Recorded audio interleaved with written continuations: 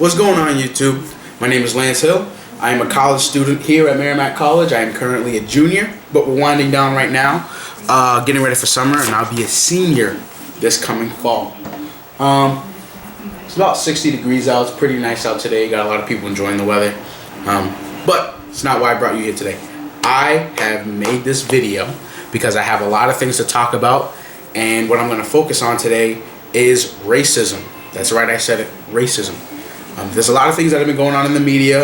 If you've not heard, I'll definitely touch on that once we get the video started and once we go along with it. But there's just a lot of things that have been happening, and I feel as though I just want to talk about it. Just give you my opinion. I'll go around, talk to some people, see what they feel about it. Give you a little bit of things that have been people that I'll talk about what people have posted, talk about what some of the authors have written in our previous writings and different novels that they've written. So let's get started. One author I want to talk about, her name is Bell Hooks. She's an American author, feminist, and social activist, and she writes a little heading that talks about race and gender. Excuse me if I cough a little bit, getting over the flu. But again, yeah, she talks about race and gender. She has this little blurb that kind of talks a little bit about it, and I'll read it from here. It says, "No intention changed the face of American feminism more than the demand that feminist thinkers acknowledge the reality of race and racism. All white women in this nation know that their status is different from that of black women or women of color. They know this from the day that they are little girls watching television and seeing only their images, and looking at magazines and seeing only their images also. They know that the only reason non-whites are absent or invisible is because they are not white. All women in this nation know that whiteness is a privileged category. The fact that white females may choose to repress or deny this knowledge does not mean that they are ignorant. It just means that they are in denial." So basically what she's saying is, a lot of the women who are born into white families, or women who are white, they are, they're basically privileged right from the get-go. Not saying that they're born with a silver spoon in their mouth, but they have a lot of privileges that a lot of us people of color, especially women of color, do not have. And that was something interesting to read. Another one, this is also another author. Her name is Peggy McIntosh, and she writes this White Privilege, Unpacking the Invisible Knapsack. And what surprised me about this is that she's actually a white woman. And basically what this article talks about is a lot of the privileges that whites have, and she's definitely coming to realize that, hey, I am white, and these are some of the privileges that we have. And not to say that, hey, I'm just putting it out there because I'm white and I want to do this because I feel like it. It's just she's actually, taking a step forward. And this is what she says, and I quote, "I decide to try to work on myself, at least by identifying some of the daily effects of white privilege on my life. I have chosen those conditions which I think in my case attach somewhat more to skin color privileges than to class, religion, ethnic status, or geographical location. Through, of course, all these other factors are intricately intertwined. As far as I can see, my African American coworkers, friends, and acquaintances with whom I come into daily or frequent contact in this particular time, place, and line of work cannot count on most of these conditions." So she goes through a lot of them. She has about 25, 26 of them. And she just goes through all of them and talks about them. I thought that was interesting that she did that too, because she was able to actually go through it and know. She's not a white person that's in denial. She knows what goes on. She sees it every day because she lives it. Another author that I wanted to bring up was Rachel A. Griffin. Excuse me. And she writes this article about, it's titled, "I Am an Angry Black Woman, Black Feminist Voice and Resistance." And she goes into great detail about excuse me, why that she's an angry black woman. But this article is very powerful. It just has a lot of emotion, a lot of anger, and one thing that I really like about this is she has a quote. It says, "Anger is loaded with information and energy," and it's by Lord from 1984, and she basically says this in the beginning: "I am an angry black woman." She says, "I am" in caps. Unapologetically, rationally, and rightfully so, I am blistering mad. I am frustrated and enraged. I am devastated, and my blood is boiling at a temperature so hot that I think my heart might stop beating at any given moment. I am so angry that I feel neurotic. It feels as if my mind has been lost in my critical eyes. Every morning when I wake up and I inhale our world, my anger is accompanied by a sharp pain that twists my spirit and challenges my faith. Making my pain a matter of public record as a biracial black woman is terrifying. For as long as I can remember, my black/white, white/black body, it's very kind of confusing there, but it's basically saying that she's both black and white because she's not fully black. But she says that that type of body has been a taboo, a detested female bridge suspended between racial locations. Written to those who embrace binaries as absolute, trample on agency with their essentialist stampede, and feed into the frenzy of dehumanizing others, this article illuminates the omnipresence of oppression in the lives of black women and generally, and in my own life as a biracial black female academic in particular. So, pretty big mouthful of what she's saying, but she's very upset because she feels as though, again, a lot of the privileges that a lot of other people have, especially women that are not women of color, they, not to say that they abuse their power or a lot of privileges, but they just have a lot more privileges than a lot of people of color do, or especially women of color. So, did a lot of research. A lot of it was pretty interesting to read. So, yeah, racism is a pretty big topic. It definitely gets a lot of people thinking. And what I really want to know is how far have we really come? Because there's definitely, I will say yes, we've definitely come a long way, but how far is a long way? So what I want to do now, I want to go out into the field and I want to talk to people because I love getting the reactions of people, especially with topics that are this big. So, let's get going. What's up, Chloe? Hey. How you doing? Good. How you doing? Good. All right. So, the topic of today is racism. Tell me about it. Give me your thoughts. What first comes to mind when I think of racism is in high school. We had like 20% black people, I think, in my school. Probably like, I don't know, 20% Asian, 10% Spanish, something like that. So they made us, like once a month in our homeroom class, have a discussion about racism. And that's how I know. Like, I grew up not even thinking about it. And I feel like it's the older generation that really, like, puts it back in our head and reminds us of it because... I agree. That first thing that I think of is, like, when they forced us to talk about what racism was. I was like, just let it be, you know? Like, when I was younger, kindergarten, went on the tire swing, one of my best friends was black. Didn't even think about it. Where do you feel that? Like, where do you feel it stands today? Because what I really talk about in this video is, like, where we are today and how far we've come. And it's safe to say, yeah, we've definitely come a long way, but...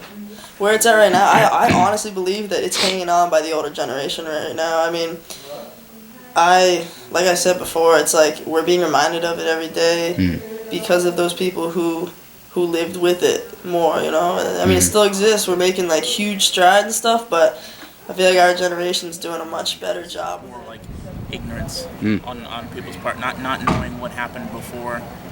Using the word, or not even the word, just beforehand. All the stuff through civil rights, it's all ignorance of not knowing what happened before and knowing how to use the word or not use the word today. I think racism just in general is a stupid concept because I don't see a black person when I look at my roommate. I don't see a Hispanic person when I look at my friend. And I don't see a white person when I look in the mirror. I just see people.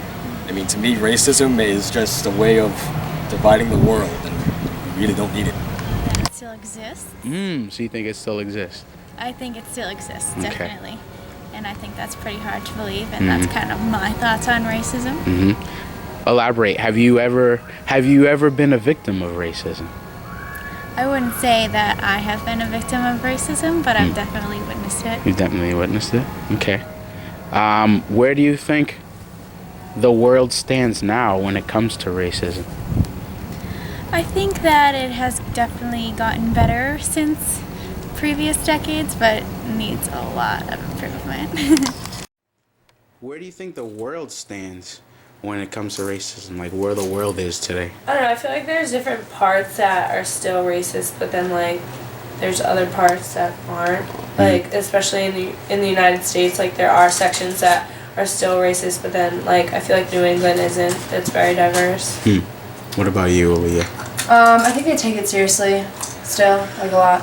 Okay. Jump away. Any more thoughts? This is about racism. This is big. I mean, I'm not racist at all because I grew up in Lawrence and I'm a minority there, so it's like whatever. Okay. I see it all the time, but then I notice like other people that have grown up in like mostly white towns like notice things more than I do. I think. Is racism? Give me your thoughts about it. LA Clippers. Okay. What about it? Man, that whole thing is just crazy. Like, how do you own a basketball team that majority of your players and your head coach is black? Okay. And this is big for Ryan because he's a basketball player here at Merrimack College. Correct. So I see why. Let's go a little bit personal. Have you ever been a victim of racism in any part of your life? Yes, I have. Can you give an example? Before being a part of this place right here, I went to school down in eastern Tennessee, and it was majority whites down there. And I know my first day of class, I walked in and I was the only black person in class. And one girl said, "I think that you're not supposed to be here." So, I mean, Damn, that's tough. to me, that was just crazy because that was my first time there, first day. So, It's crazy, man. So, another question. Where do you think the world is right now when it comes to racism? Because a lot of people have told me they feel like it still exists. They feel like we've come a long way, and they feel like it's okay. And, you know, where I you agree with you on it still is here. It has come ways, but we still haven't got past that bump where we should be. I mean, you see it here, you see it thousands of places. I mean, it's still here, but I feel like it's always just gonna be here. All right. So, what are your thoughts on racism as a whole? I think it's stupid. Okay, elaborate. I just actually finished teaching today, and I think everyone deserves to be treated equally, regardless of skin color or anything in general. Racism can be religion, gender, anything like that. Exactly. I think it's stupid. People are people. It doesn't matter what you look like, who you are, what you believe in. You have the same rights and you earn the same things as other people. If you want to work for it, you get it. If you don't work for it, regardless of who you are, you don't get it. You don't really so get it. I Alright. don't think it should exist. Okay. It probably is in Egypt because I know you said you were born there and you kind of lived there a little bit. Yeah. Did you ever witness anything that, excuse me, that dealt with like racism, like racial slurs? There? Or, yeah, all right. See, I didn't know what racism was until I came here, which is weird. Really? Yeah. Wow, that's interesting. Yeah. Okay. I didn't even know the word Huh. existed, and I was. Now that brings me here. So coming here to America, what have you seen? Like, have you witnessed racism? Oh yeah, a lot, especially towards my family, since my mom wears a hijab, and after September 11th, it got worse because people see Muslims differently. Yeah. After what had happened, so yeah, I have witnessed it a lot. So you've been through it, Oh, like yeah. personally. Well, I mean, they say that if you stop teaching racism in classes, that it won't even exist. You think Because so? if you're not introduced to something, why are you going to think about it? Because Makes sense. if you take younger kids, for example, they will go up to anybody. They don't care who you are. They'll just go talk to you. They don't care about your color or you know, your ethnicity, it doesn't matter to you. Makes sense. Okay. So in high school, my algebra teacher didn't really seem to like Arab people. One of my friends is Syrian, and he felt like he was kind of judged based on his background. Okay. At sometimes. Okay, so there you have it. A lot of the same answers, but a lot of different ones, and a lot of interesting answers. So, what I'm gonna do now is give you guys my personal experiences with racism. Some of them are kind of unique. One I thought that was never going to happen to me, and one that's pretty common that's happened more than once. I'll give you my first one. So this was my freshman year, so about 3 years ago. I was sleeping over in a different building on a Thursday night, and then leading into Friday morning, I had to come back to my room to take a shower and to get ready for class that morning. So when I walk into the bathroom, I see that the sink is busted in the middle. It's completely out of the hole, and it's shattered on the ground. And I look at the janitor, and I'm like, what's going on? What happened? And he's saying, I don't know. I don't really know what happened. So I use the bathroom, and I go back to my room so I can get my stuff so I can shower.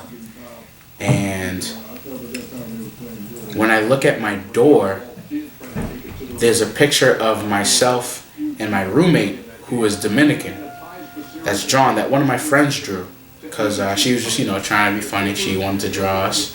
But as I looked, and I actually have a picture of it because I took a picture of it. I don't know if you can see that. It says the F word, and then nigger, and then fag. And I was looking at it like, did somebody write this? And kind of took me by surprise for a little bit, because I looked at it as a joke, but it didn't really look like a joke. So my first thought to it initially was to erase it. But I was like, you know what? Someone needs to know about it. So I put it up on Facebook for everyone to see. And just so happens it blew up. Had about 35 comments on it. Different reactions from different people, and most of it was, how could somebody do that? Because, I'm a pretty nice guy, but it was really weird. And to this day, I don't know if that person ever got caught. And it's just because the police won't tell me. They just won't tell me because they don't want me getting revenge, which is kind of absurd. I'd just like to know if that dude has been handled and justice has been served. So I don't really know. And then another one, I have two. So another one was one that's happened common, like a lot. I'm coming back from the Chinese restaurant with a brown paper bag full of food because I'm so hungry. I was like, I need to go back so I can eat this. I'm starving. And I have one of my Scullies on because it was pretty cold. I had my black Nike jacket. Just a regular Nike jacket.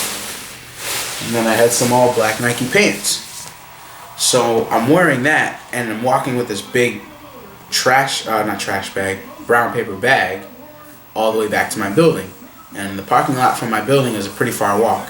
So as I'm walking this way, a police officer comes this way, and he looks at me and I look at him, and he goes on his walkie-talkie and he says something, but I pay nothing of it. I'm just walking back to my room because I'm hungry.